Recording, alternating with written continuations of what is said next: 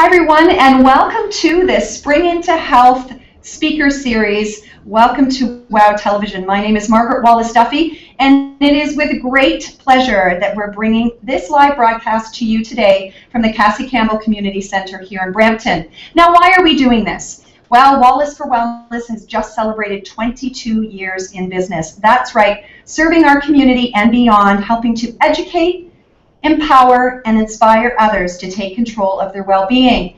Now, Amy Hayes, a registered dietitian, was here with us a couple of weeks ago, and I am super excited for, first of all, to welcome those of you that are in the room here today in Brampton, and for all of you there home in your, maybe in your jammies, checking us out online from the comfort of your home. We are so excited to have a very special guest with us this evening, Dr. Kristy Prouse, the medical founder of the Institute for Hormonal Health. Now, this isn't just any typical woman. Let me tell you, when I read her bio, you will be blown away, and I'm very excited to sort of share with you my story, how I got to meet Dr. Prouse, and then we're going to talk about stress and the impact it has on our health. Now, if you at home have any questions, don't hesitate to send us via Twitter using hashtag WowTVHealth any questions. Of course, you can reach out on Facebook. You can email info@wallisforwellness.com, and we will make sure Dr. Prouse gets that information. And of course, we'll be taking questions from our audience here, which we will all learn. So we're just going to sit back and relax and enjoy the knowledge of Dr. Kristy Prouse. So now, where do I begin? This is a very long bio, and an impressive one at that. Dr. Kristy Prouse began her academic career in 1988 at the University of Western Ontario. She completed a BA degree in psychology, followed by a BSc degree, Bachelor of Science in Genetics and Cell Biology, at the University of Toronto. She then earned her medical degree at Queen's University in Kingston. And in 1997, Dr. Prouse attended the University of Calgary, where she completed her obstetrics and gynecology designation, her residency. And as if that wasn't enough, she's also a professor, associate professor at the University of Toronto Faculty of Medicine, practiced gynecology for 10 years, and more recently has additional training in anti-aging and regenerative medicine through the University of Southern Florida School of Medicine. We're calling this WOW TV, and that bio is WOW. Dr. Kristy Prouse, welcome. Thank you. Thank you. Glad to be here. Yes. Now, for those of you at home that have not watched our WOW Television 3-part series on hormonal health that we taped back in March, it was a huge success, not only because we were able to educate thousands of people across the country, thanks to sponsors like Rocky Mountain Analytical, but also because we've continued the conversation with many men and women about the importance of our hormonal health. Now, how did I meet Dr. Prouse? Well, I have a very interesting journey myself. As an owner of a wellness clinic for 22 years, I've had my fair share of issues with my own health. And that has just inspired me more to share and with our clinic to be able to educate you. 10 surgeries, 4 bowel obstructions, a lung collapse, a fecal transplant. This is all part of what I've done, what I've experienced. And then I went through menopause at 40 years of age. And I was determined not to sit back, shrivel up, and run away. Now, I'm blessed with surrounding myself with an amazing team. I've got an incredible family doctor who really is supportive and helps really look at things from a holistic point of view. But I knew about Dr. Prouse because of her incredible work in integrative medicine. So I sought her out, and little did she know when I sat across from her as a patient that I had a lot more in my mind. You have made a huge difference in my personal health, with my hormones, with my digestive health. And I want to start off by asking you a little bit, why integrative medicine? You've got incredible training. What motivated you, Dr. Prouse? My own health issues, in fact.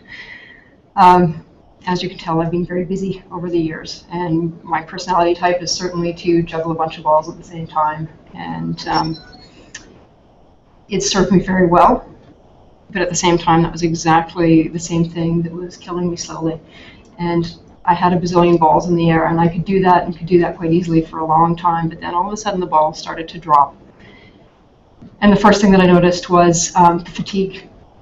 Now, of course, I worked on labor and delivery for many years, and so, yeah, duh. Of course, there's going to be a lot of fatigue that goes along with that, and long hours and late nights and whatnot.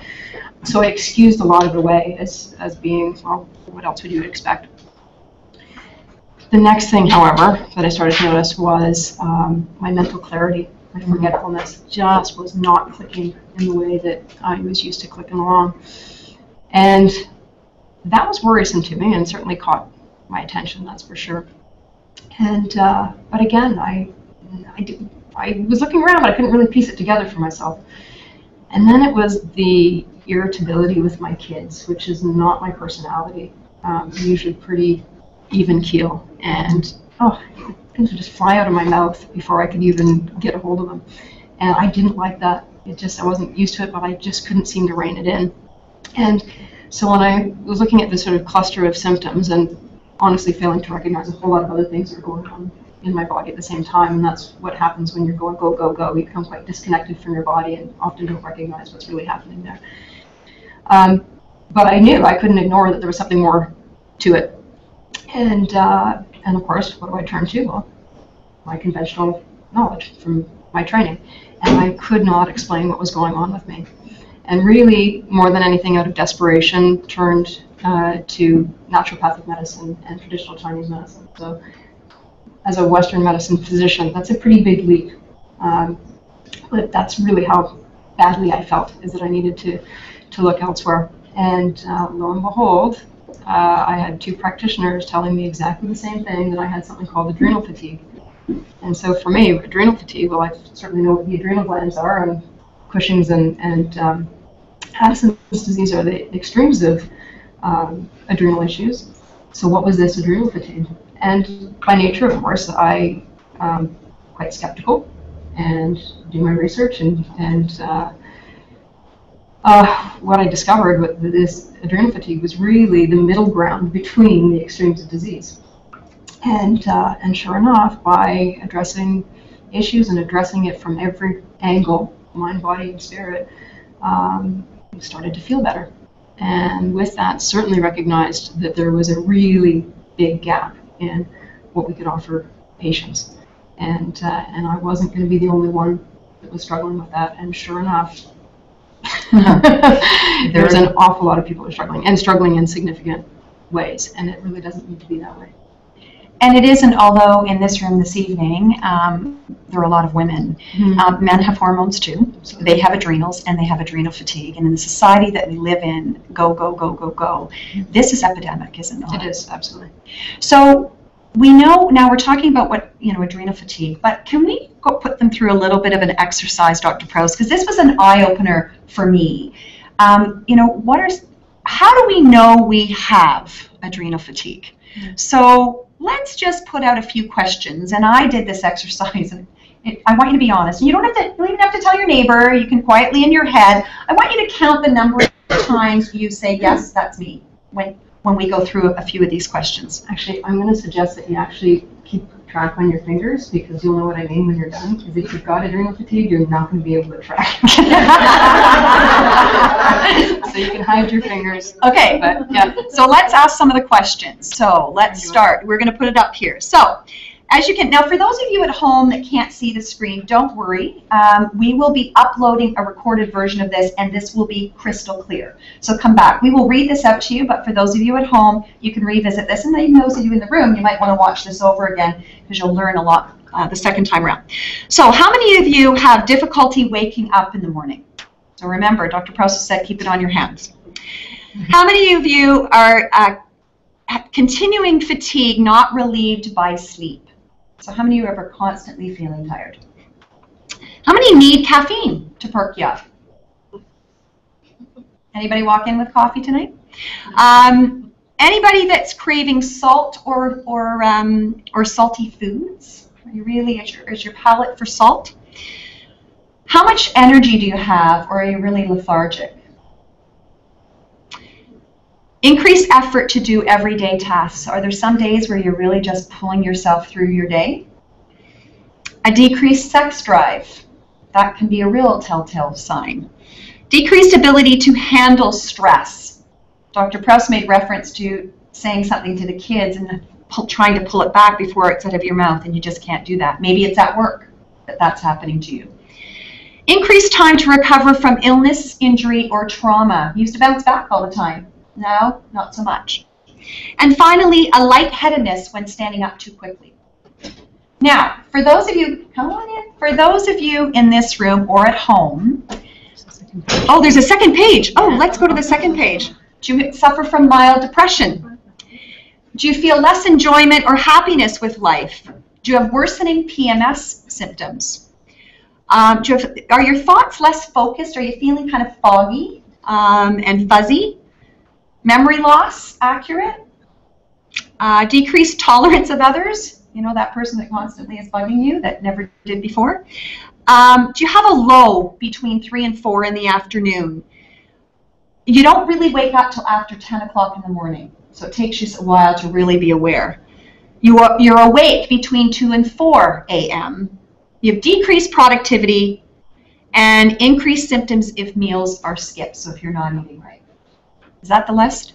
That's the list. Okay, so tell all of us here in this room and at home. Yeah. What does that all mean? What does that mean? So if you scored 3 or more, not only are you likely to have adrenal fatigue, but advanced adrenal fatigue. So we call this WOW TV, and that was a bit of a wow moment for me when I heard it, because I checked off way more than 3 of those. And as she said, not only do you have adrenal fatigue, but you more than likely have advanced adrenal fatigue. Mm-hmm. So it's not all doom and gloom. No. So let's talk about what causes adrenal fatigue. I mean, can we talk a little bit about that? Absolutely.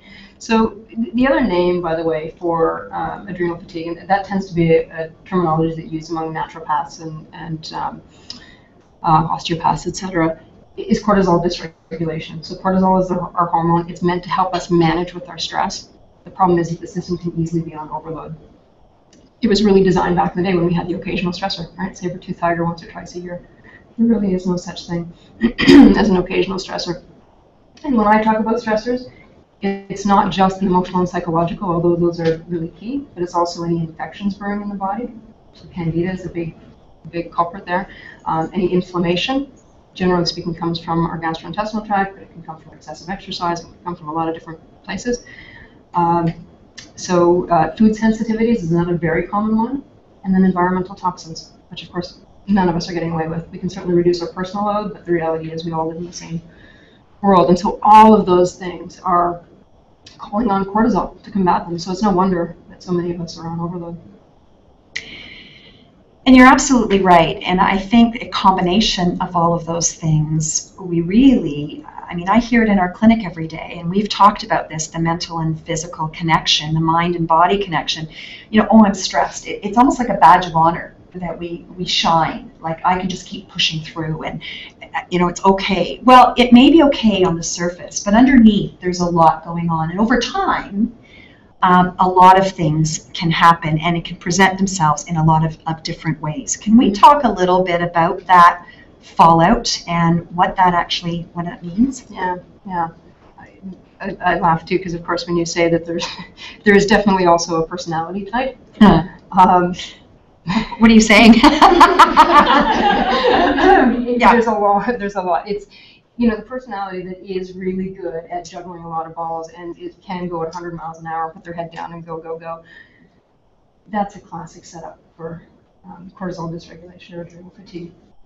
And the consequences of that is sort of, as I said to you earlier about my own story, is failing to recognize that things are happening in your body, and it is often really very obvious by the time you really take note.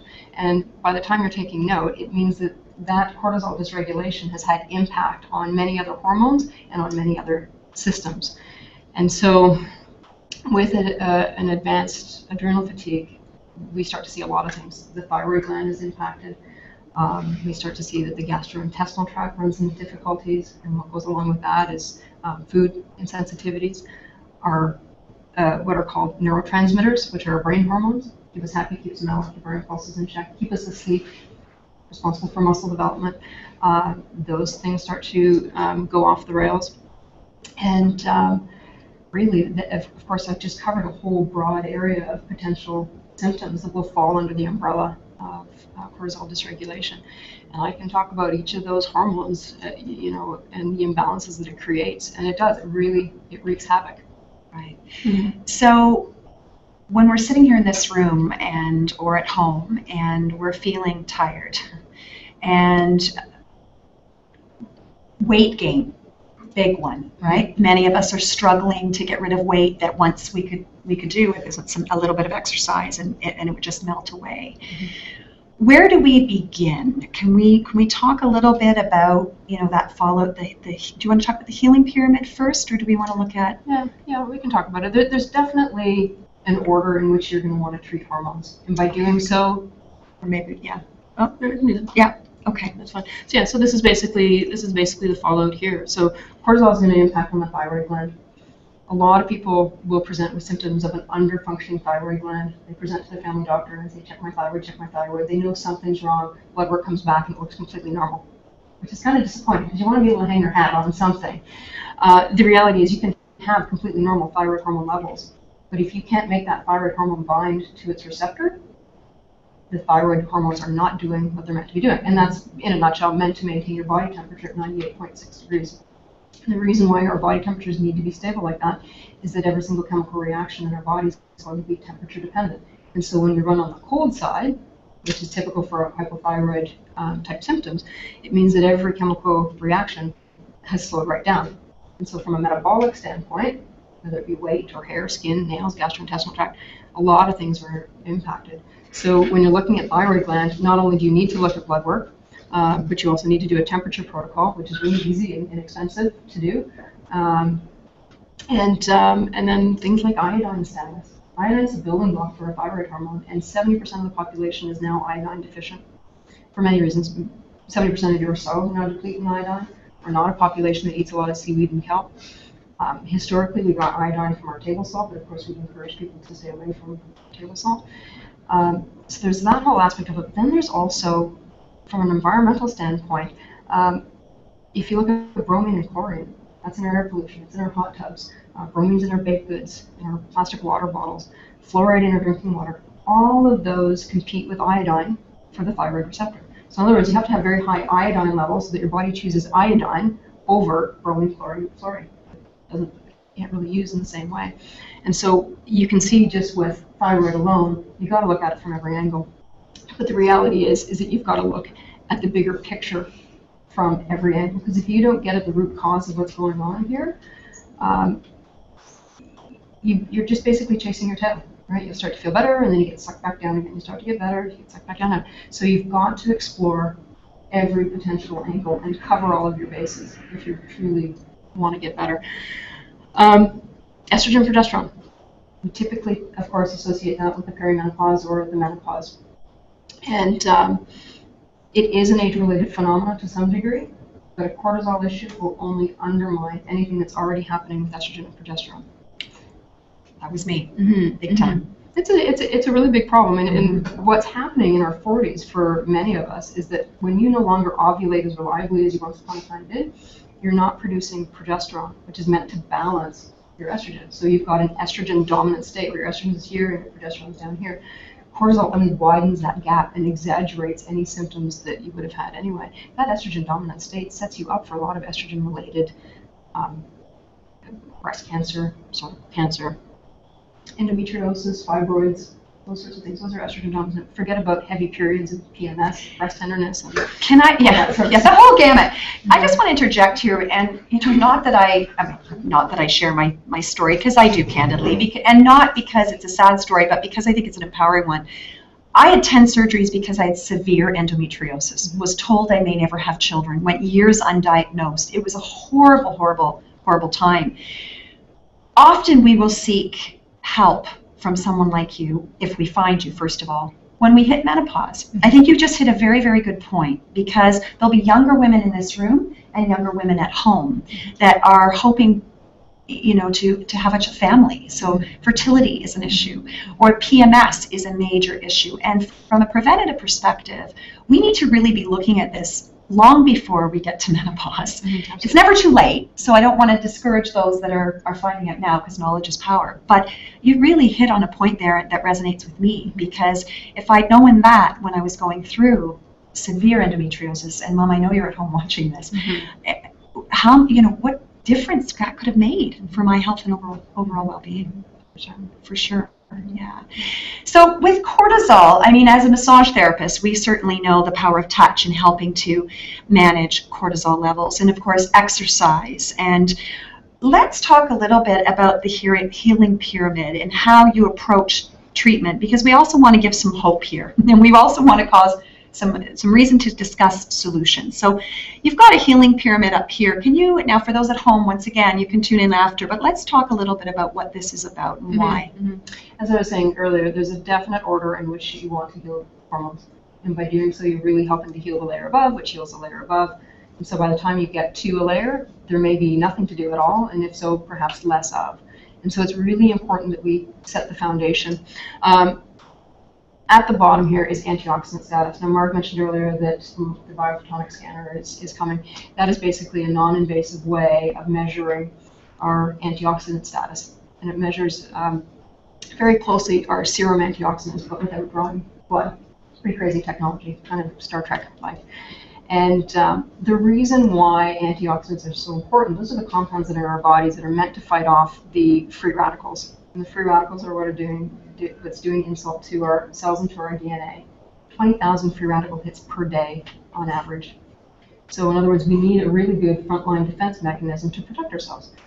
That's the free radicals. That's what's doing damage to our cells and to our DNA and setting us up for cancers and cardiovascular disease, eye disease, and that sort of stuff. So from my perspective, it is about prevention and optimization, but it's also, with my patient population, I need to understand that their bodies are not wasting any bit of effort on the day-to-day insults, but can focus their efforts on the healing. And so that's why antioxidant status is at the foundation of it. Antioxidants, by the way, we largely get from our fruits and vegetables. As many of you know, of course, fruits and vegetables have become increasingly depleted from a nutrient standpoint. And so sometimes it can be really a challenge to get adequate amounts of antioxidants into us. The other definite rate-limiting step, particularly for my patient population, is the gastrointestinal tract and it not being healthy enough to break down and absorb a lot of what's going in by mouth. So that's where antioxidant status is at the bottom. The next layer up from that is something called epigenetics. And that is really the environmental influence on our genetic expression. Now, the genes that we're born with are the genes that we die with, but the genetic expression does change over a lifetime. So genes that were turned on get turned off, and or vice versa. They're meant to be off and they get turned on as we age.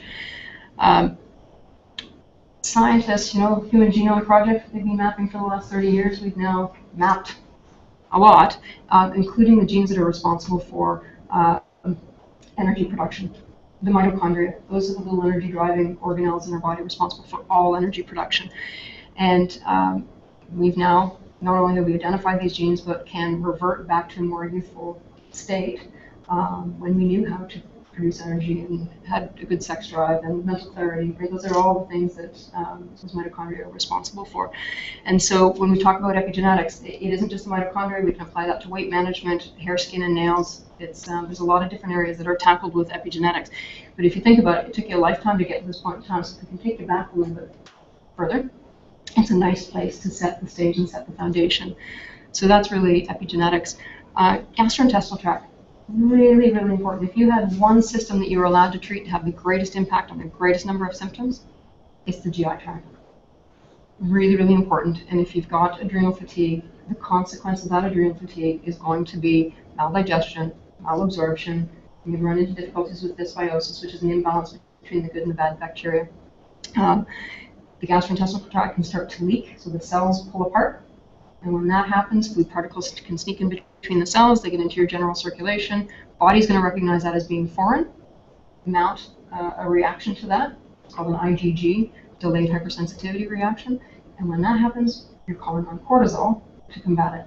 So every time you're introducing one of these foods that your body's sensitive to, it's draining your adrenal glands even further. Can I jump in here just because I did have the food sensitivity testing done, and it was a remarkable test in terms of giving knowledge to myself. Just because something is healthy, the food is healthy, So we may think that we have a great diet, and as you mentioned, there's so many environmental toxins, and we're going to talk a little bit about nutritional cleansing later. But you could be eating really healthy foods, but they may not be healthy for you. And that is key. How is that food reacting with your body? And for me, it was a real eye-opener. I mean, I tend to, I love to cook. I try to eat as clean as possible. But there were some of my favorites, like, for example, mushrooms. High sensitivity to mushrooms. Hugely sensitive. Whereas, and caffeine, which I've never really been a big fan. Coffee, I don't tolerate. I've never really drank much of it. It was a really high sensitivity for me. So that's important to recognize. Yeah, absolutely. And the reality is we often don't even know that we've got these food sensitivity. And there's a couple reasons for that. The type of reaction I'm looking for is that IgG, delayed hypersensitivity reaction, which basically means you can have wheat, but you don't bloat for 48 hours. So not only do we not see bloating or hair loss or acne or weight issues or fatigue as typical allergic type reactions, but there's also that delay. We might look at the last meal, maybe the last 24 hours, but very rarely are we going back 48 to 72 hours earlier to pick up on what it was that we had. And then the third reason why we struggle to identify it is if you look at the top 5 known food allergens: wheat, dairy, soy, eggs, and almonds. So those are the things that are in our diet, even if we're actively trying to avoid them. They sneak in the back door. So you see your baseline functioning with those potential food allergens in your diet. And so until you remove them, and then you go, oh, that's how my bowels are supposed to work. Oh, I thought they were normal before. Right? Or that funny rash I've had in the back of my arm since I was a kid that I thought was just me, gone. Right? So there's a lot of things. And unfortunately, it is often the foods that we like the most. And the reason being is that whatever you're exposing your gastrointestinal tract to the most has the greatest opportunity to sneak across the gut lining if it's leaky and create this reaction. Having said that, there are ways of managing with that, which is a whole show unto itself. Yes, that's another whole discussion. I told you she could be here for days. But yeah, that's really important. And then certainly the gastrointestinal tract, in terms of the way we feel overall, I know firsthand the difference between the way I felt prior to seeing you, prior to getting my hormones under control, prior to nutritional cleansing, and the way I feel now. It's night and day. Remarkable difference. Yeah, it is. It's a really important step. When the gastrointestinal tract is not functioning optimally, the food complex that our body is going to have the greatest difficulty breaking down and absorbing are the amino acids. And amino acids are the building blocks for our proteins. And proteins make many, many things in our body, including those neurotransmitters that I mentioned earlier, right? Those brain hormones keep us happy, keep us mellow, keep our impulses in check, keep us asleep at night. And so that's why we see amino acids there. And there's testing that can be done where I can tell exactly what your specific amino acid deficiencies are, right down to the 5 milligram increment, so that we get those back to you. You've got the building blocks to build whatever protein your body needs. Then there's the adrenals. So even though adrenals are fairly high up the pyramid, it is, if you notice, the foundation hormone there. You've got to address an adrenal issue, and if you don't, you really are just going to be chasing your tail with absolutely every other hormone out there. And so it becomes really critical that that's addressed. Treating the adrenals, a lot of my patients will ask, well, can't you just give me cortisol, replace it that way? In actual fact, very, very, very rarely, very infrequently do I actually replace with cortisol. That's for sure the exception to the rule. What you really want to do is encourage your body to heal itself and to support itself. And the last thing you want to do is supply it with cortisol, because it's basically telling your adrenals, oh, don't worry about it, don't worry, got you covered. So they shut down, which is not, that's the problem in the first place, right? So it aggravates them. So you really need to support the adrenals to heal them. And we will come back to how we can support all of this. I think it's really important for everybody at home and here in this room. I mean, it sounds, we need to give a really good understanding of all the background before we jump. I think in our society, we just want the fix, right? Just, well, how do we fix this?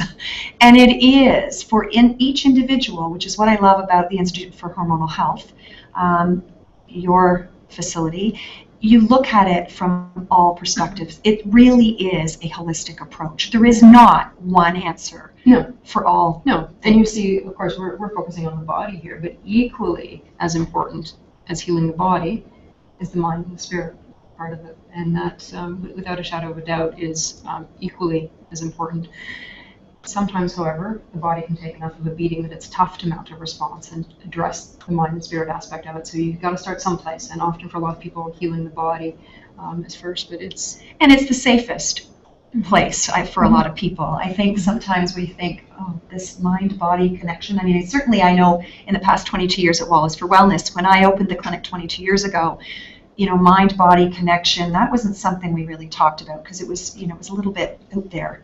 Now I think there's much more of an awareness that in fact you can't separate one from the other, that one does impact the other, that our bodies are a house for our emotions, and that over time it will elicit hormonal responses. Right? Yep. So I think that's really, really important that we recognize that, and we will talk a little bit about stocking your handbag with some, holistic ways to make a difference. Yeah, for sure. So thyroid is right above that. So if you've got hypothyroidism, you've got to look at a cortisol issue. And if you've got a cortisol issue, you've definitely got to look at the thyroid. They go hand in hand. I actually really, if it's a new diagnosis of an underfunctioning thyroid gland, I don't deal with that until I've treated the adrenals for at least 6 weeks. And again, that's the importance of treating things in order to help the body to heal itself. Can you just, for those that may not know what hypothyroid is, what does that mean? Yeah. What would they expect to feel if they have hypothyroidism? So it can present with fatigue. It can present with gastrointestinal issues, usually constipation, if anything, hair, skin, and nails, dryness. It can be weight issues. It can be mood issues, depression. So it too can show up in a lot of different ways. It's responsible for so much. Thank you. Yeah. And so then above thyroid, then we start getting into the estrogen, progesterone, and testosterone. So you can see that that's actually really high up the list, but you will have less to do on that level if you've done the foundation work. Then we start getting into heavy metal toxins are a big problem in this day and age. And if you look at the top 3 heavy metal toxins, mercury, lead, and cadmium. Mercury in particular in my practice is a big issue for multiple reasons, but the biggest thing is it's linked to candida or yeast. Candida and mercury love each other. Very difficult to get rid of the yeast issue, which again a lot of people will be struggling with. Some say up to 40%. In my practice it seems like it's much higher than that, but again patients self-select themselves by coming to see me. But that's the heavy metal and the candida definitely go hand in hand. And then you can see weight management. Weight management is way up there, but that's simply because when you're dealing with all of these other issues, by default it has an impact on weight. And if there's any weight left over by the time you get to the top, then you've got a much easier go of it and a more stable weight process that's going on.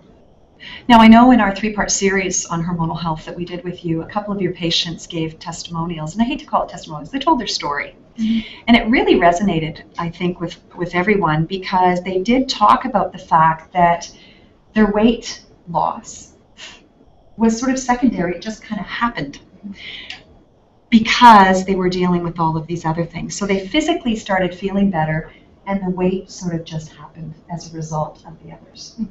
And I think that's really important. I think sometimes we come from things top down, and I think that's why this visual is so powerful.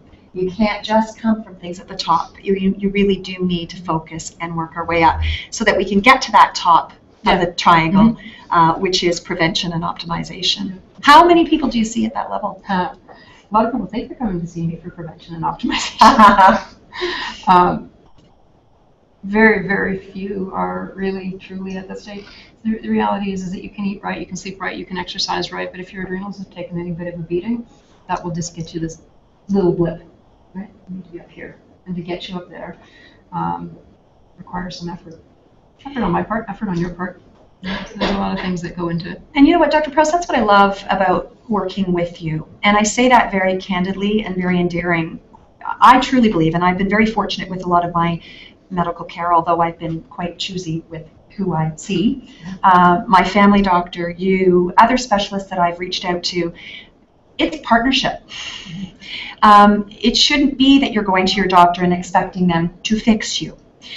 We are taking a role in our own health and well-being, and if we expect to just do one little thing and check it off our list and see remarkable change, then we're really doing ourselves a disservice. So I really do love that when coming to see you, or and there are other practitioners across the country as well, but that really do get that. There's something that It is really empowering as a patient to sit across from you and to have you validate, but to link arms and expect that I have to also be accountable for my own well-being. Absolutely. Really, really powerful. I can throw stuff at you all day long, but the reality is you've got to take responsibility yourself. I can make recommendations, and it's really got to come from you. And the reality is some people aren't ready. Yeah, absolutely, absolutely. I know we're going to take questions at the end. So are there any questions about the healing pyramid while we're here in the audience here? Just because it is really important. There's a lot of information there. Any questions so far about anything? No? We're good? Okay, so treatment. I mean, there is so much that we can talk about in terms of treatment. Where do we begin? And let's really have a discussion about the holistic view that you have and working with your patients. It really comes back to that mind, body, and spirit connection. That the mind and the spirit is where true healing comes from, and it isn't just fluffy stuff. I may have been of that mindset back several years ago, but the reality is some of us have to hit rock bottom. We need to be taken out of the knees before we realize that there's another way of looking at things. The more stubborn you are, I certainly missed the tap on the shoulder and the kick in the shins, and really needed to be taken out before I realized that no, I can't keep doing this. And so that's largely where the renewal of the mind comes into play. There are many on my team, and I've got a brilliant team that supports me, because my area of expertise is going to be the body. I've said the mind and spirit is equally important, and so I've got a great team that supports me behind the scenes and working with individuals, but actually also working on larger audiences who would agree with me, and I would not necessarily, I would have gone, whatever, that stress doesn't exist. Well, right? Most well, yeah, stress exists. What are you talking about? The reality is that there is, our stress comes from our perception of what happens to us. And so if you can change your perception of what's happening to you, that really takes the pressure off. But that's a pretty tricky thing to do, and it's a pretty, you need to be persistent with it, because of course we default to old pathways and old ways of doing things, and it's hard to retrain our brains to do otherwise. But that's the beauty of the brain. It is also very plastic. And so if you have laid down a neural pathway, if your default is anger, let's say, and you get into a situation where you're stressed and you default down that anger pathway, when you become very mindful and in the moment of where you're at and where your headspace is at, and you choose something different than anger in that moment, you will create a new neural pathway, and you just have to keep creating that new neural pathway. That old one will dissolve. And so it is entirely possible to lay down new neural pathways that are very helpful to you. But that stress component of it, it is a really important thing, as I say, hardly doing justice to it in a couple of minutes, but really being able to change your perspective on your stress is critical. And it isn't fluffy. I wouldn't be sitting here, I had to do it. I know that there's a difference between what I was doing before and where I'm at now. Big difference. Thank goodness. Yes. Now, you were making reference to one of your team, Michelle Armstrong from Aura Studios, a transformation specialist who I have had the pleasure of doing some personal work with. An amazing woman in so many ways. I'm really excited, and I'm putting it out there to everybody here in this room as well as out there. Michelle is willing to come and do a transformation morning or afternoon, a half-day event where it be experiential in nature. She does a lot with the physical side of things, exercise. I mean, she's my trainer. If you're watching Michelle, I worked out today. But she really talks a lot about the science of positive thinking. What's the science behind the way our thoughts impact the way we do things? The way our thoughts have an impact on our success or our failures? And why we keep doing the same things over and over again, even though we know we're going to get the same result, and that's not the result we want. So I'm putting it out there for those here in this room. If you have an interest, come and talk to me or send me an email, because I would love to have Michelle come and share with us and have some fun. Men are welcome too. It doesn't have to just be women. To really take a look at how we are, what our thoughts define a lot of who we are. And I certainly know as a therapist, I see the impact physically on bodies. I mean, I can remember talking about the mind-body connection. And I was treating a CEO of a very well-known company. And he was having a lot of shoulder pain. And my left brain, my science left brain, had all kinds of reasons why his left shoulder was seized, and I was going to treat him. And of course, being naive, I knew the power of touch was very, very, very, very powerful. But I really didn't have any idea that the universe has a way of sending you those messages. When I started to work on this gentleman, he started to have what's called an emotional release. Now, I have to tell you, during my postgraduate massage therapy, we talked about emotional releases, and that when you lay your hands on somebody, they can have an emotional release. It could be crying, it could be laughter, it could be shaking, it could be a whole variety of things, and a person may or may not know why it's happening. And I have to tell you exactly what I was doing during that class. I was doodling in the back of the class because my left brain science head was like, it's a little voodoo for me. You know, if you've got a shoulder problem, we're going to treat the shoulder. I mean, really? Like, what's this emotional first aid stuff? Like, really? So I just was making my grocery list. Until, in clinic, you have it facing you, front and center. And when a person is having a full-on emotional release on your table, and you have to have a quiet moment to yourself and say, oh, I didn't listen in that class. Now what do I do? Take a deep breath and trust that you're there professionally to help that person heal. And it's been remarkable, whether it's on an Olympic pool deck, which I've been on with swimmers, or whether it's a CEO or a new mom. I see emotional releases every single day. And you know, when the shoulder pain goes away, and it often had nothing to do with his rotator cuff, and had a lot more to do with the fact that afterwards I found out that he was going through a divorce, that he was worried he was going to lose his children, there was all kinds of issues that were happening, and it happened to be the area that he held that stress. And I've seen it very powerfully in 22 years. So I think we really need to be aware of that. And so we're trying to bring you to realize the importance of our thinking and how we manifest this in our bodies. So if you want to be involved with a workshop like that, please do reach out. She's amazing. She's used to talking to crowds of thousands of people. And yeah, she's just brilliant. So we want to know, how fast is this going to happen? And I know I love your leaky bucket story. And, you know, a leaky bucket doesn't sound, I mean, you're a gynecologist, maybe it is appropriate. And when you're in menopause, I don't know, jumping on a trampoline has a new meaning to me now. Too much information. But can you talk a little bit about the leaky bucket syndrome? And in North American society especially, we really do want a quick fix. How is this going to work? Yeah, absolutely.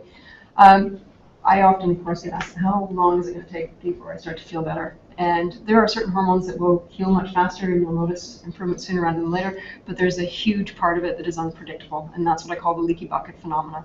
And when I talk about leakiness in our bucket, and we're all leaky buckets, it can be the emotional and psychological stressors, any infections going on in the body, whether it be that candida or a respiratory tract infection, bladder infections, doesn't matter, infections, inflammation, food sensitivity, and environmental toxins, right? So there's some of those things that we can tackle and address. Environmental toxins, for example, we can reduce our personal load, but the reality is that we're exposed to an awful lot, and even that is a little bit of a leak. And so you really need to plug your bucket so that when we go to make you feel better, you top up that much more quickly, and then it's much easier for you to maintain. But the reality is we're all going to have still some degree of leakiness, right? And so you need to stay on top of it. It isn't necessarily a quick fix. And the reality is, you know, everybody wanted to feel better yesterday. Hormones, you didn't get there overnight, right? It's taken usually most people years to end up on my doorstep, and there's often an awful lot of work.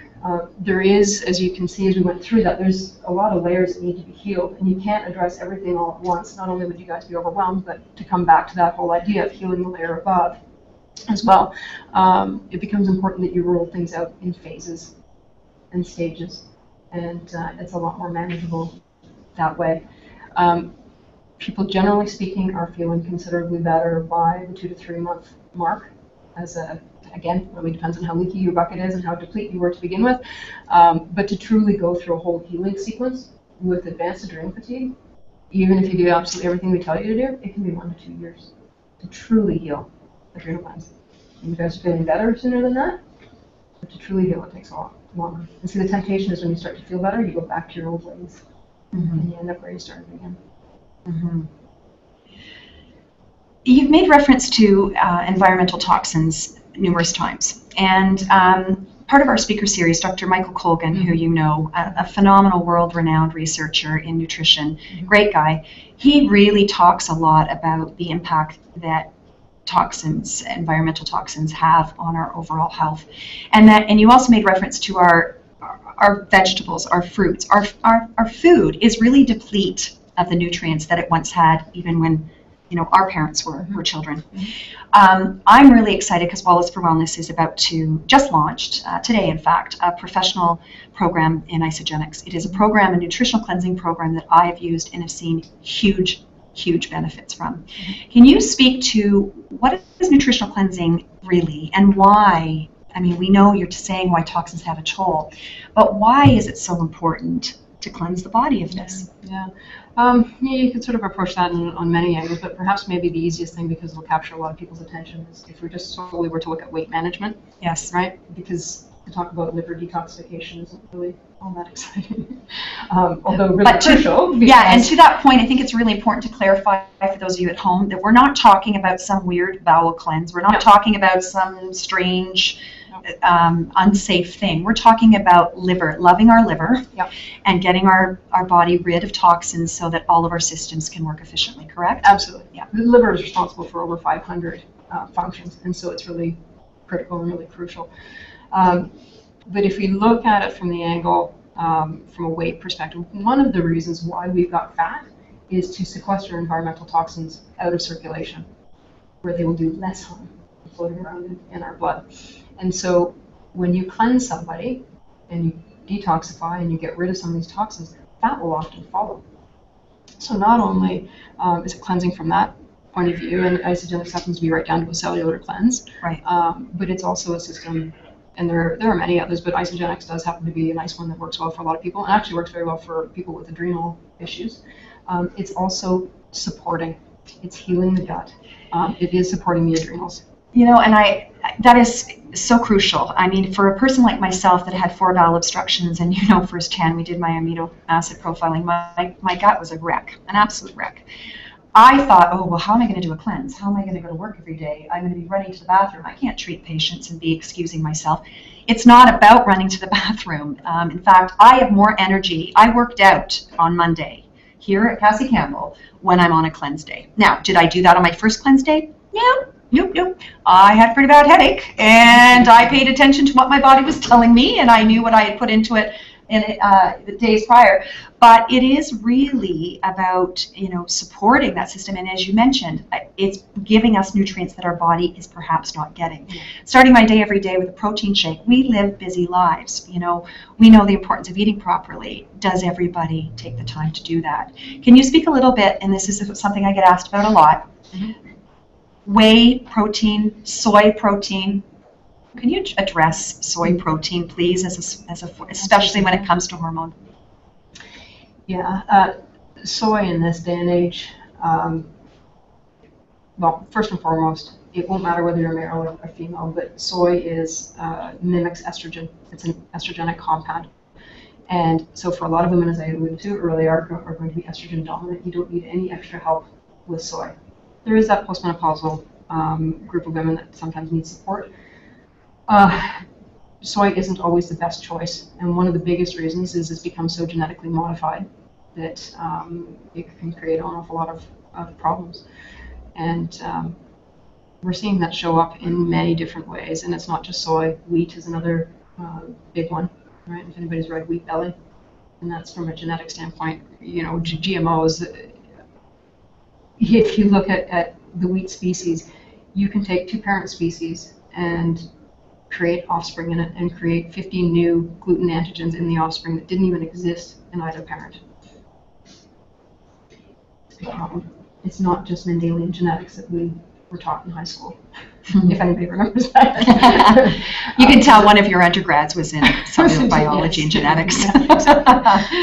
Yeah, so there's a lot to it, but the fact that, and there are better options. better choices. Right. Now, stress adaptogens. Let's talk a little bit about supporting through diet. When we talk, people hear that buzzword, stress adaptogens. I know certainly I take ionics every day, and I asked you this. I went into Dr. Prouse's office, and when I went into menopause, I had a feeling. I described it to you and to my family doctor. I had this feeling of vibration in my chest and anxiety feeling. Never experienced anxiety before, ever. When I went through menopause at 40, this came on, and it came on hard. Just this vibration in my chest. And when I started to take a product called Ionics, which is full of stress adaptogens, it went away. But being a skeptic and left brain person, I thought, all right. So I stopped taking it, and it came back with a vengeance. When I saw you, you actually said, because where I was at the time, to take it twice a day. And the difference in my sleep and that anxious feeling were remarkable. And not just for myself, my 87-year-old father who's going through cancer treatments, unbelievable help after his treatments to help boost. What are stress adaptogens? Stress adaptogens, typically we talk about supplement forms, so ashwagandha, rhodiola, there's a bunch of herbs that can do it. As I suggested earlier, for a lot of people, the gastrointestinal tract is not functioning optimally, right? So when you take in your supplements by mouth, they're often not working the way that you want them to work. And so adrenal adaptogens in supplement form may be okay for early adrenal fatigue. It's not the best choice. It can be a really expensive way of going nowhere fast when the gastrointestinal tract isn't functioning. And so you really have to come up with very creative ways, which we do at the Institute, to avoid the gastrointestinal tract until it's healed. Right, so we do IV therapies or transdermal, on the tongue, under the tongue, you name it. When you're using the gastrointestinal tract, ideally it's in liquid form because your body will have a much easier time of absorbing that, and or there are other technologies. And liquid form is so crucial. And so that's one of the reasons why it works so well for you, is that your body's not having much in the way of challenge in absorbing it, even though maldigestion, malabsorption is going to be a problem, right? So adrenal adaptogens in that form are really important, but exercise is also a stress adaptogen. So what that adaptogen means is whether your levels are too high or too low, it brings you back into the middle. It balances you out. And so those become really, really important. Fantastic. Stephanie is here from the Institute for Hormonal Health, which means our Biophytonic Scanner is here. I'm wondering, Steph, if you might be able to bring it out, and then while she's doing that, if you could talk a little bit about, we talked about it at the beginning, antioxidants and this scan, but maybe talk a little bit about what our participants here in this room today are going to be able to experience and how, like you said, it's a little Star Trek-y. But let's talk about the science behind it and why it works and how it helps you help others make decisions for their health. Yeah, absolutely. As Star Trek as it is, it's actually pretty basic science that is winning all sorts of crazy awards. But it is really quite simple technology, and really all it is a light beam that bounces off your carotenoids in your skin. Carotenoids are the sort of mother antioxidants, and reflects it back to the machine, and it interprets your particular level of antioxidant status, which again becomes very important when you're trying to protect yourself against the daily insults, the free radicals, but also when you're trying to heal, you need to make sure you've got that good frontline defense against the insults, that your body can focus on healing and not so much on the day-to-day insults. Right. It's pretty easy. You just put your hand over the edge of the machine, and it takes, what, 30 seconds? Yep. And you've got your answer without having to draw blood. Which is nice. Yeah. And the way to boost your antioxidant status, depending on where it is, some of you might be brilliant, and some of you may not be so brilliant, and I can go through how to interpret where you're at. But basically, there's a whole spectrum of where we're going to be at. And if you end up in the red zone, which is the low end of the antioxidant scale, that basically means stop whatever it is that you're doing. You're going to hit that brick wall very soon. And that typically is the morbidly obese and smokers. You're going to see that in the orange and yellow zone, so it's a rainbow, in the orange and yellow zone, that is where most of the North American population lands. And that is also a zone where we say, you know what, you better figure out something different because what you're doing isn't really working for you. Green would be lovely. Blue is where you really want to be. And you can actually be right off the charts. And that's pretty cool. There are definitely different ways of raising your antioxidant status, and eating right becomes really quite important. And we mentioned that they're, eating right differs for every individual, but the fruits and vegetables, of course, are loaded with antioxidants. They can also be loaded with pesticides. So choosing organic is definitely a better way of boosting your antioxidant status, because you won't be detracting from it at the same time. Can I speak to that just with the organic side of things? Because I know that for some, it can cost more money, most definitely. Victoria Resendez, our naturopath at Wallis for Wellness, has a leaflet that is a really great guide to help you make some wise choices about what, when you're buying organic, you need to make choices. Are you the best bang for your buck? For example, picking up an organic banana, sorry bananas, but there's a big thick skin on that banana, and there's less likely that the pesticides are going to be inside the banana. So we found that to be really helpful. Some people, if you really do need to make some wise choices, there are some that are going to absorb it more readily, and to be aware of that. And was it you or Dr. Colgan that was telling me about the number of toxins? Was it you that was saying in our blood? No, it was, maybe it was Dr. Colgan. I'll have to get back to you on what that was, but it was shocking. I mean, one of the videos that I love from Dr. Colgan talks about in the buildings in the U.S. having signs mounted on the building talking about the toxic chemicals that are in the building. Like, they have to put it there, that they're carcinogen, and that they're there, and now you're aware of them. We're okay with that? Yeah, that's the crazy thing. That's the crazy. Yeah. That is the crazy-making part about all of this. Yeah. There's a really good resource, actually, that is free. It's online. Every single one of our patients that walk through our doors get a copy of it. Is the Cancer Smart Consumer Guide. Yes. Whatever causes hormonal disruption will ultimately go on to lead cancer. It has that potential too, and so it's one of the same. And the Dirty Dozen is in there as well. And the Dirty Dozen just basically means what are our most pesticide-laden foods. Unfortunately, with fruits and vegetables, it's the stuff that we tend to choose. The strawberries and the raspberries and all that sort of stuff. And it isn't. It's misleading to think that these pesticides are just superficial. Like, they're in the meat of it, right? You can't wash them off necessarily, right? So that Dirty Dozen becomes important. But that Cancer Smart Consumer Guide also goes through your health and beauty aids and your choices there. And it's shocking, actually, when you take a look at some of the stuff that we're putting, especially for women, that we're putting on our skin, on our hair. It is remarkable what's in some of our products. And this isn't about fear-mongering, and I'm not an extremist. I'm not here to, I like a nice glass of wine occasionally. I like, a barbecued steak now and again. I'm not talking about extreme, but you really do need to be aware and try to give yourself the best opportunity you can by making some wise choices where you can, so that you're giving yourself the best chance to heal and hopefully get up to where one day you'll be seeing more people in the optimization. And I'm close, getting there, aren't I? Sure. She's humoring me. Stephanie, have you got the scan out? It's ready to go. Is it like portable? I would love to bring it. Do you mind? So Stephanie, can you bring it up, or is it plugged in, or no? Very cool. So I just wanted. It does really look very. I just wanted everybody at home to be able to see it. I know you can't be scanned through the internet, but you can go to see Dr. Prouse at the Institute for Hormonal Health and experience this as well. And speaking of that, thank you. The Institute for Hormonal Health, it's hormonalhealth.ca. Yes. Now, the question I'm going to ask, one of the first questions before we open the floor, do you need a referral to come and see you? You don't. No, you don't, which is a wonderful, wonderful thing.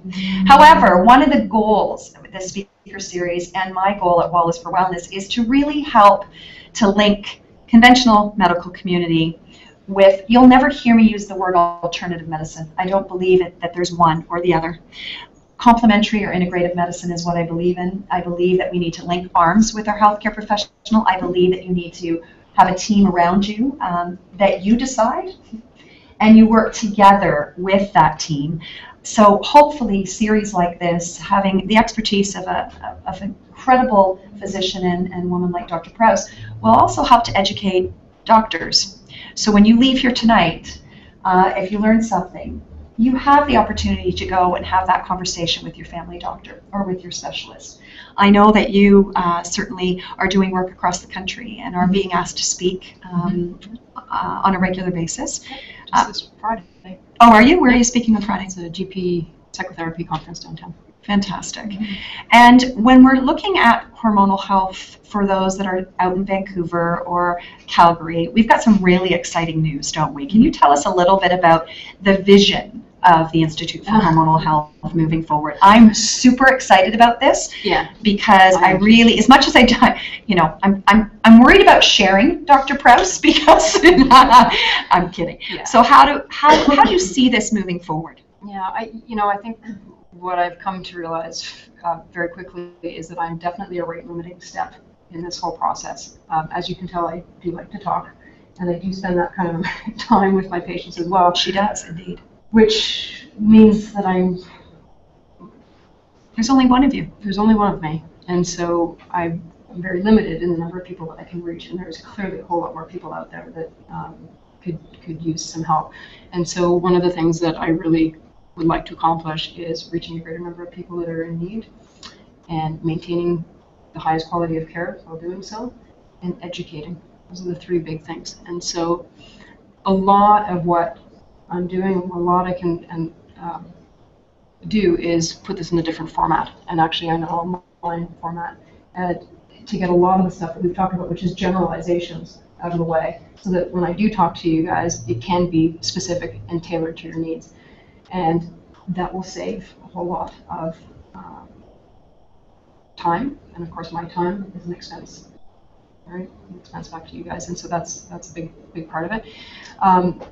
But it also allows me to reach a greater number of people, and so there's a whole lot more to it than just that. But the other part of it is that I can also do remote consultations.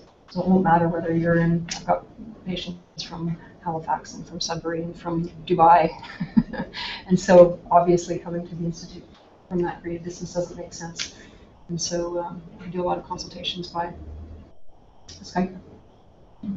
Which is great, because we do feel like, just like here, you're sitting down in your living room having a conversation, an interaction, which is really, really empowering. I really have always left your clinic feeling empowered.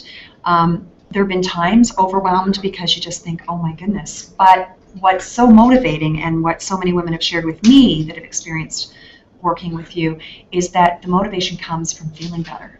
And I certainly, so you did say it could take a year or two, but I can tell you that even making some of these changes have made a significant difference almost immediately. That was quite interesting. Absolutely. Yeah, you do start to feel better than that year or two, but yeah, you're being realistic. Absolutely. Now, and I have to tell you, your how many questions did I have to answer on that intake?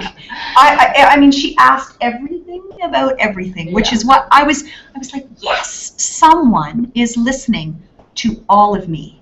That was so important. It is how many, it's crazy amount. It takes most people about 30 to 40 minutes to fill in the intake questionnaire. It's a series of it's not that challenging, but it's time consuming, because I do ask you about your wax and your all sorts of crazy things that you wouldn't think would be hormonally based. But it does take a while to fill it in, but it gives me a really complete picture of what's going on for you. And the output of that questionnaire also allows you guys to see yourself at a glance. And it's a bar graph, and it's your symptom profile, and where you line up, and where do we need to focus our attentions on investigations and then ultimately healing. And you did make mention of, I mean, yes, having some of these tests do cost money. I mean, we both are sitting here and hoping one day that that will not always be the case in terms of there'll be more access for everyone. However, one of the things I loved about you, Dr. Prouse, was that you were able to, when you look at that graph and you were able to see all the various things, you were willing to work as I could do things. Yeah. That's, I think, really important to mention. It is important, and we can do that. But what I would say is the reality of it is that if you really don't explore this issue from every angle from the get-go, and you miss out on your particular key feature. Yep, you're chasing your tail. You do. It's this uphill ski. And so I absolutely do work with patients from a financial standpoint to try and help them prioritize where they need to go. But at the end of the day, you really do want to get at every angle. Because in the end, if you start to get better and then you get sick back down again, not only is it frustrating for you, but you end up spending more money because you spend that effort getting better. Only to, right? Right. So Is there anything else you'd like to share with us about? I mean, I know we could do a whole conversation on a whole bunch of different things, but just in general, I think we've got a really good overview of hormonal health and certainly stress and the impact and some of the things. I'd love to open the floor unless there's anything else. No, I'm good with that. Yeah, right. Thank you. So for those of you that are at home, remember you can send us in a question to WOW on Twitter using hashtag WowTVHealth. If you don't want to do it now, you can also send an email to info@wallisforwellness.com. I'll be sure to get it over to Dr. Prouse at the Institute for Hormonal Health. And for those that are in this room here in Brampton, are there any questions about hormones in general, stress, or anything that you would like to raise to Dr. Prouse? Any questions? Yes, Jen. Just in terms of cortisol and belly fat and menopause, I mean, 'cause as a trainer, many women that's their big thing is, you know what, I've never had this before. What's going on? And I know it has to do with cortisol levels, but yeah. So absolutely. Can I just repeat the question just because for those of you at home, we don't have a mic in the audience. So Jennifer, Ageless Fitness, was just asking as a trainer, she sees a lot of women that are in menopause or perimenopause that have a lot of issues getting rid of body fat, especially in the midline, so visceral fat. And we know that there's a link to that in cortisol. Could you address that and explain sort of what that connection is and perhaps what we can do to help? Yeah. Cortisol, as you come to learn, has an impact on a lot of systems, and one of them is that belly fat. That's pretty classic. Having said that, of course, if there's an estrogen progesterone imbalance, that tends to be hip, thighs, and bum. All over tends to be thyroid. And so can you repeat that? Because I think this is really powerful. So if you're belly fat, I mean, this is general. It's very general. But belly fat tends to be a cortisol issue. Hip, thighs, and bum tends to be estrogen progesterone imbalance. And all over tends to be thyroid. That's really powerful. I think at least it's a starting point for people. Okay. So when we talk about that belly fat, it was very interesting to me when you were talking about, and the word you used was that when you cleanse, the fat is released. You're not losing weight. That protected fat that's there in the middle of our body it leaves our body when we cleanse. Right? Yep. Gosh, the body's amazing. It is. It's protecting from something bad, but then it's creating visceral fat, which is also hard on our heart. Yep. So that's very, very powerful. Does that answer your question, Jen? That's great. Any other questions? Yes. I was diagnosed with hypothyroid February of last year. Okay. So he gave me the Altroxin, and off you go. And every 3 months I go back, and it's the same thing. Your levels are great. Keep on it. It's like you're going to see metabolism change. You're going to lose the weight. I'm at the gym 4 days a week, eating clean. I haven't lost a pound. Yeah. How do you feel? Awful. Yeah. So this lovely lady in the audience here is asking, she was diagnosed with hypothyroidism, was given medication by her family doctor a year ago, was told that her metabolism would change, she would lose weight, and would be feeling herself. She hasn't lost a pound, and Dr. Prouse just asked, how are you feeling? And she said, awful. Yeah. And that's typically, I knew what your response was going to be because that's not an uncommon thing for me to hear. As I was talking about earlier, is that with the thyroid gland, you do have to look at it from multiple angles. What you're getting in your Synthroid or Altroxin and whatever it is you're being prescribed is T4, which is the inactive form of thyroid hormone. It relies on our body to convert it to T3, which is the active version. That's what makes us feel better. The problem is that if you've got a cortisol issue, you're going to have difficulty converting that T4 to T3. And you're also going to have difficulty making that T3 bind to its receptor. And so you can give T4, you can give that Altroxin all day long, but if your body's not converting it to what's going to make you feel good, then there's a problem there. There are many different ways of handling that particular issue. One of them, of course, is healing the adrenals, because the two are so intimately tied together. There are ways of giving a combination of T4 and T3 as well, so that bypasses that step. There's the issue of it binding to its receptor. You'll know, I mean, if your thyroid gland is functioning optimally, your temperatures will be normal. And my guess is when you go to check your temperatures, you're going to run on the cold side, which means you're having a binding issue, which isn't necessarily in and of itself intrinsic to the thyroid gland. It's really a cortisol issue. It's interfering with the process. So can I ask then, because if inquiring minds want to know, so if I always believe if I'm thinking it, someone else has to be, maybe not. So she said her doctor is, and I'm not bashing her doctor at all, No, but it's a very conventional way of doing it, absolutely. Right. And So I do use Synthroid sometimes. Right. So when you say if the level's normal, like her levels are good, how does, as a patient, how do we make sense of that? It can be a lot to do with that binding issue. Okay. So you can have corrected your numbers back into a normal range, but again, you can have completely normal levels, but if you're not making it bind to its receptor, then it's not doing its job. Right? So there's a bit of interference there. You can tackle it on different levels, and there's different ways of administering thyroid medication other than L-Troxin, and it really just depends on your particular situation. The thyroid gland, you really do need to expose it for what it really is, and do you have antibodies against the thyroid, because that changes your management. And so is it an iodine status issue, right? So you don't have the building blocks to make enough of your own thyroid hormone. Is it a combination thereof? Yeah, usually. Thank you. Did that answer your question? Any other questions? Yes. I was just wondering, monthly we get hormone-related headaches that last like 3 days, either the start, middle, or the end. Could you tell me what, and that's every month, what Yeah. causing that? Typically, Can I just repeat it? It's not to sound like a broken record, but I just want everybody at home. So a woman in the audience is asking about having monthly headaches that are lasting about 3 days around your cycle, either start or at the end of your cycle. And your question was? I just wanted to know how you can stop that. How do you stop that, or the why? Yeah. Typically, so as your period approaches, you go from a state where your estrogen levels were quite high, and then they plummet quite dramatically. And that drop from here to there, often for some women, can be associated with migraines. And so, first of all, you need to understand what exactly is the hormonal imbalance that's going on, and correct for that earlier in the cycle before you get there. Some women will also need to be bridged for a short period of time with estrogen, just to compensate so that drop in estrogen level isn't so dramatic. But understanding what your specific hormone profile is, even earlier, not just in that moment, but earlier, becomes important to know, so you can be balanced out before you can get there. And how would you find Saliva. Saliva is the best way to look at estrogen, progesterone, and testosterone, and cortisol for that matter. And this is such a good point and a great segue. Yeah. When I entered into menopause very abruptly at 40 years of age, I never had a tension headache in my life, let alone a migraine.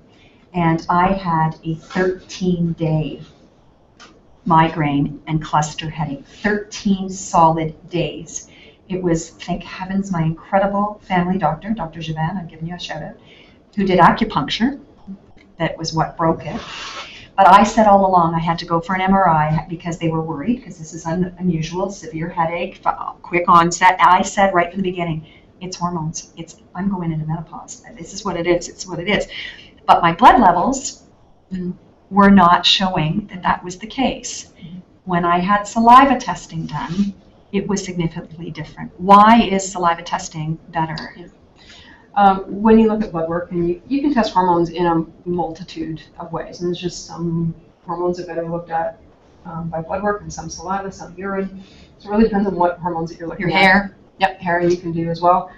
When it comes to estrogen, progesterone, testosterone, and you're measuring in blood, that's really just a moment in time of the transportation of those hormones, which isn't really arguably that important. What you really want to understand is what's happening at the tissue level. And so saliva happens to be a nice reflection of what's happening at the tissue level.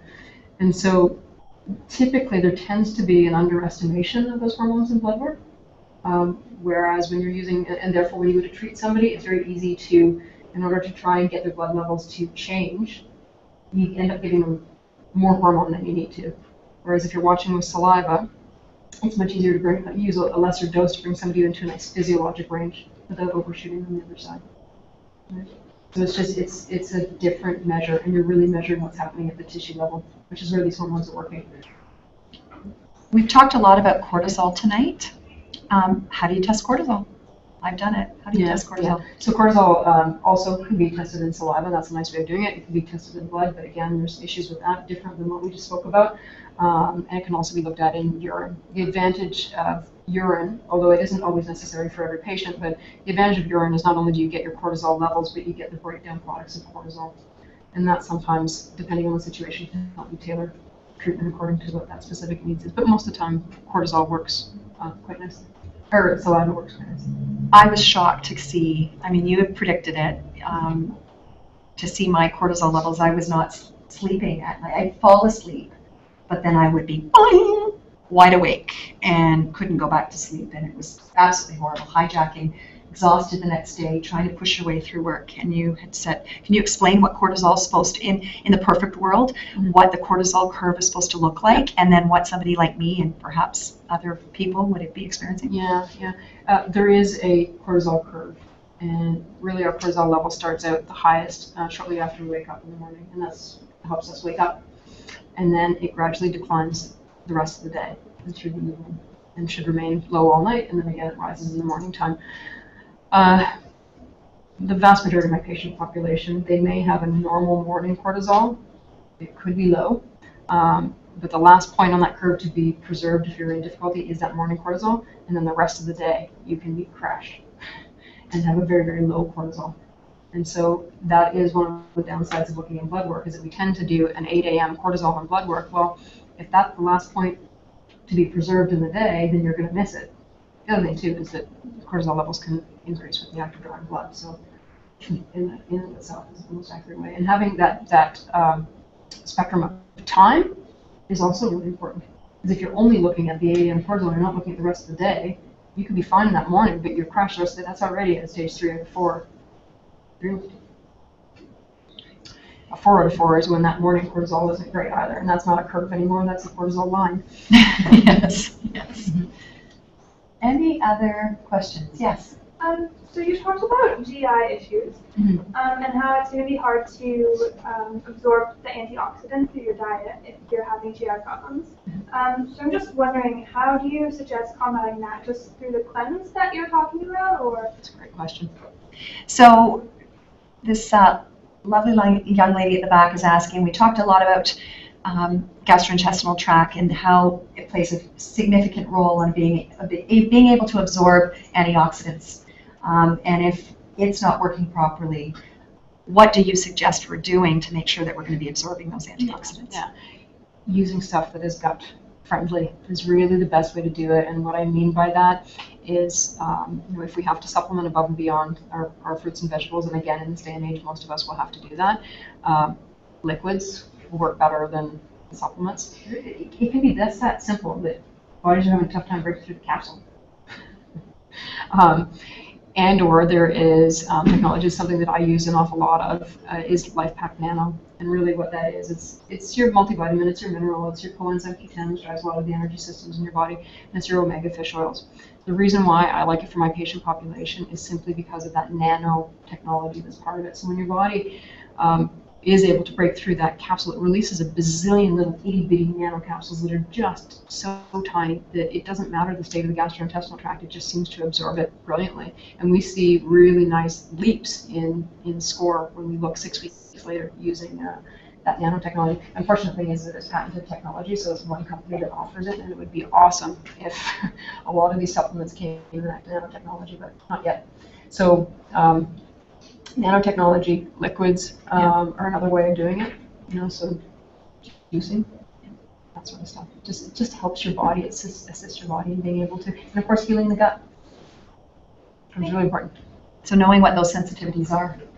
Yeah, is one thing. Repopulating the gut, right? That's where your probiotics come into play. Yeah, making sure there's balance there, removing the insults. So they're getting rid of the environmental toxins. Yep. So like you said, the cleansing is very important. So once again, it's not one thing. Yeah. It's a whole wide range of things. And the neat thing is there's a lot that we can do and will make a big difference. It doesn't have to be, you will see a difference when implementing a few of those things, for sure. And that's the beauty. I actually don't test for anything. I can't feel it. Yeah. Any other questions? How long does the cleansing take? Is it a few day process? Or? Everybody's really different, and it's going to depend on how toxic you are. And by the way, actually, that to answer or to fall into something that you were saying earlier, when you do cleanse and when you do detoxify, depending on how toxic you are, there is going to be a period of time afterwards where you can be a little headachy and a little muscle achy. And if it's manageable, you want to keep pushing. That's a good thing. Yeah, you want to keep pushing through. It means you actually are detoxifying. It's not a problem with the product that you're using. It's the fact that you are that toxic. And you know what? I find that empowering. And thank you for bringing that up, because we do tend to, I'm going to say I tend to bail sometimes. You know, when the going gets tough, the tough get going. And however, you think, oh, you know, it's really putting a mirror back in your face when, oh boy, I do have a headache, and oh boy, I'm feeling this way, or my joints are achy, or what have you.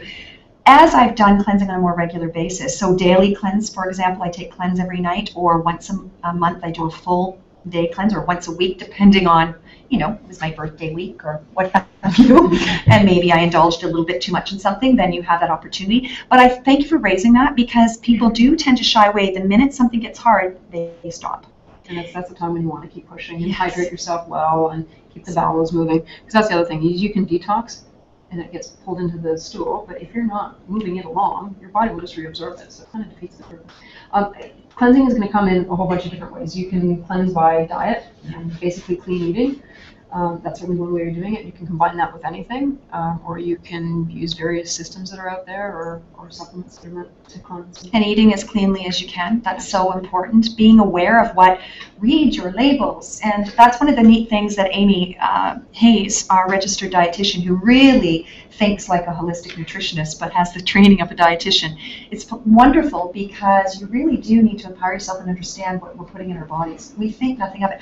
Or more importantly, as a parent sitting here, what are your children putting in their bodies? What, you know, when we think of pop and Gatorades and, you know, all of these things that we are taking in, we're not giving ourselves a fighting chance to really heal properly. And that doesn't mean you can't enjoy life and not have, you know, eat fun things and have those special times. But you will notice a difference in your skin. I saw a huge difference in my skin when I started paying attention to that. So really, cleansing can come in many different forms. One of the cool things is we're here to help coach you. Our whole team is here to help wherever we can. And actually, before you leave tonight, we have some cleanse drink that you can try, and it's not going to make you run to the washroom. It's a cellular cleanse, but you can actually see this is full of vitamins and minerals and product to help actually support your system. But that is a very good question, and every person's different. I know different people that have done cleansing at my clinic.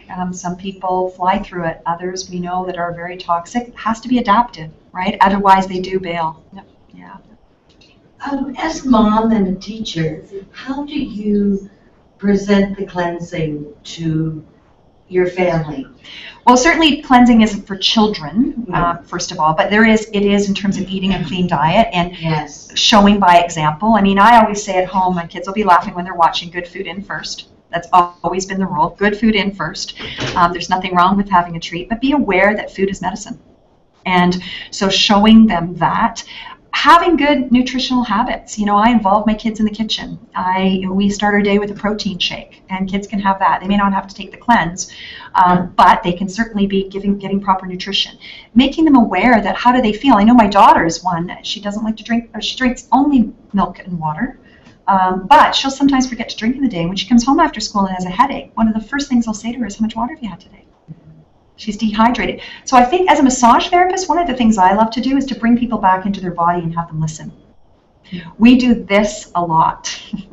You know, people will come in and they don't even realize. They'll say, oh, I didn't know that was sore, and oh, what's that? They've been living outside their bodies. And as parents and as teachers, I think it is should be our goal to help inspire our children to pay attention to their bodies.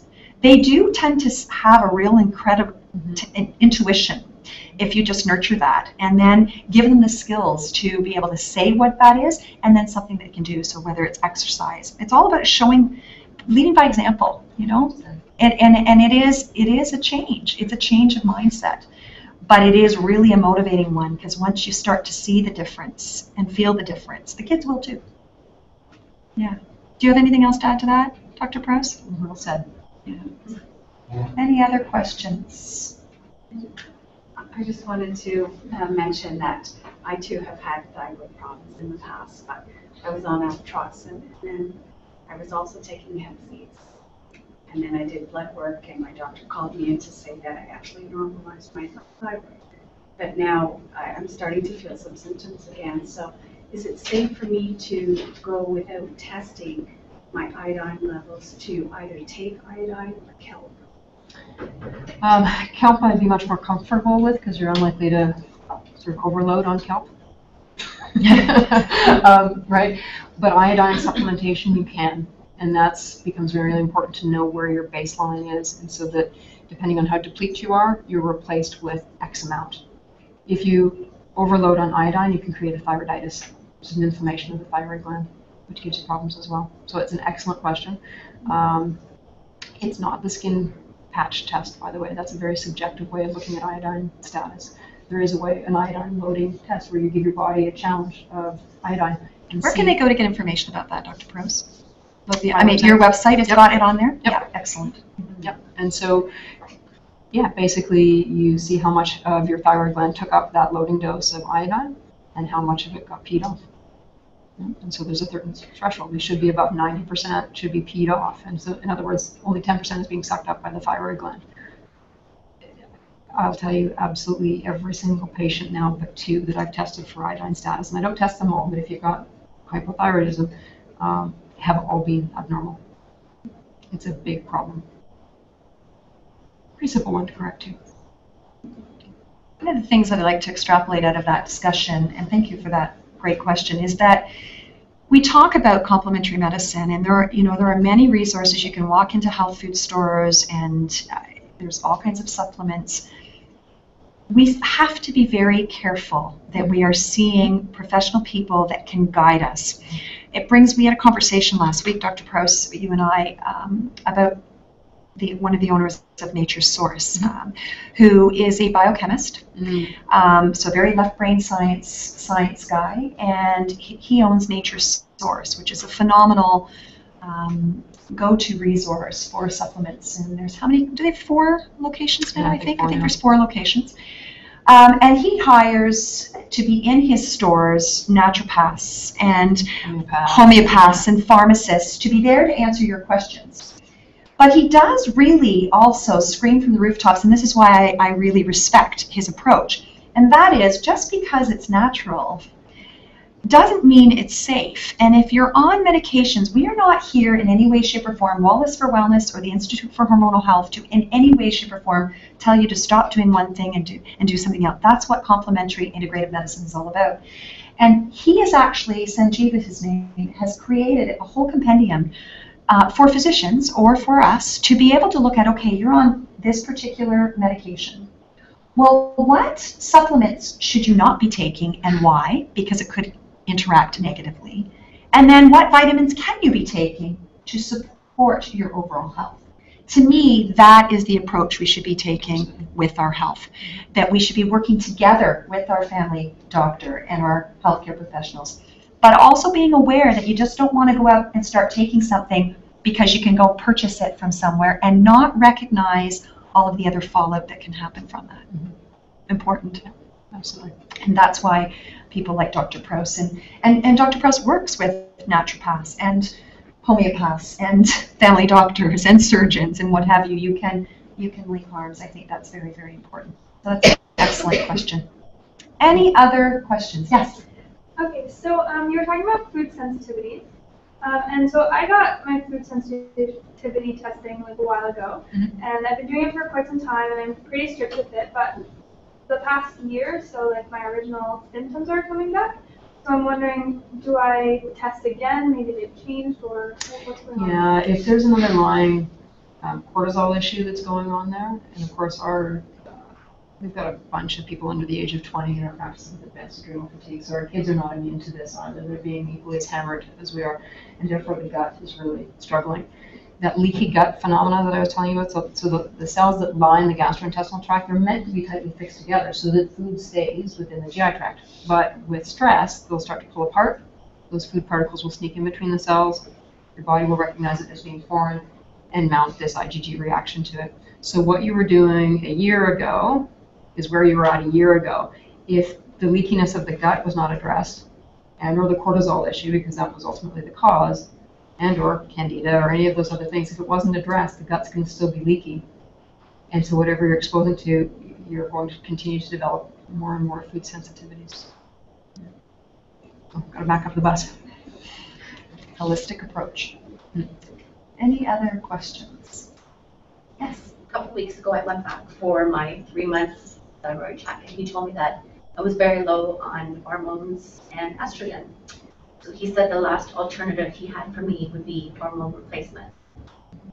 And I opted totally out of it because I have breast cancer in my family. Mm-hmm. Yeah, and of course there was the big Women's Health Initiative study that came out in 2002 that revealed very clearly that there were risks associated with conventional hormone replacement therapy. There are definitely different approaches that you can take for hormonal imbalances, everything from supplements to support a hormone if it's a more minor issue. There are compounded hormones that you can use that will match what your body recognizes as being its own, and that's a bioidentical hormone. So there's different approaches to it, and those are not necessarily the same as conventional hormone replacement therapy. I'm taking bioidentical hormone replacement because I have a family history of breast cancer, and I, going through menopause at 40, did not want to take that route. I can tell you from my experience that I have seen a big difference in a lot of my symptoms since taking bioidentical hormones. Too, I mean, the hormonal state for a lot of us in our 40s and onwards actually predisposes us to running into difficulties with breast cancers, and so you really do want that balance between estrogen, progesterone, however you get there, but in a way that your body's going to recognize as being its own. Any other questions? No? Okay, so to finish up this evening, a couple of things. Stephanie has been so generous, or so nicely sitting here and waiting for us to want to take the scan. We're going to do that once we finish off here with our live Google Hangout. I have many people to thank for this happening. First of all, Dr. Prouse, on behalf of our entire Wallis for Wellness team, WOW TV, the City of Brampton, who has opened its doors here to allow us to be here. Thank you for your unbelievable expertise, your generosity in sharing your knowledge, and your courage. Actually, I want to honor your courage for really being out there to help link the conventional medical community with the integrative medical one. You are truly a pioneer and an inspiration, and I'm very proud not only to call you my doctor, but my friend. So thank you. So if we can put our hands together for and of course, for those of you at home that would like more information, you can go to hormonalhealth.ca. You can follow Dr. Prouse on Facebook. The Institute for Hormonal Health is also on Twitter. Yes, we are covering all platforms. Stay tuned because we also have some more WOW TV series coming up where we're very thrilled to be having Dr. Prouse as one of our featured guests. We're looking at doing an entire show, a second part series on treatment of hormonal health, so that's going to be more in depth than today's discussion. We're also looking at partnering on stuff with respect to mental health, healthy mom and healthy baby. We want to hear from you at home. If you've got interest in health for your family, we want to hear from you. Send us an email to info@wallisforwellness.com or follow us on Facebook or Twitter, Wallis for Wellness, because we want to hear what you want to know. Wallis for Wellness is a one-stop health and wellness destination for your entire family, and it's a two-way street. We want to hear from you, and we're here to help you. We are also, for the ones that are in here today, we're going to do a cleanse. We're going to raise a glass and celebrate and do a group cleanse. For those of you who want more information on the cleansing, don't hesitate to go to wallisforwellness.com or just pick up your phone and give us a call at the clinic, 905-840-3486. And this would not have been possible without the incredible people behind the scenes. I would like to do a huge shout out to Ethernology Inc., my partner in crime, not in crime. That's not a nice way to say that, is it, Fern? My amazing partner who helps bring all of this education online in an incredible way. Our tutorials, our online tutorials, Live Well, Learn How, they are free. The first one that we have out is actually for baby massage and helping with gas and colic, but we have more coming your way for everything from stress, maybe one coming up on hormonal health, to teething with your baby, to what else, Fern? We've got breastfeeding, we are covering the gamut. They are completely free. They're shareable online because our impact, the one we want to make, is for it to go worldwide, and we want to reach as many people to help educate, inspire, and empower you to take control of your health and well-being. So on behalf of the WOW team, I want to thank Fern McCracken and her son Kyle, who's sitting behind there, behind the camera, making this happen in your homes. For all of you there at home, thank you for joining us. We wish you were here. We're going to raise a glass of cleanse to you at home. Make sure you drink lots of water. Think about what's going on in your mind. You are what you think. And on behalf of our entire team, until next time, be well.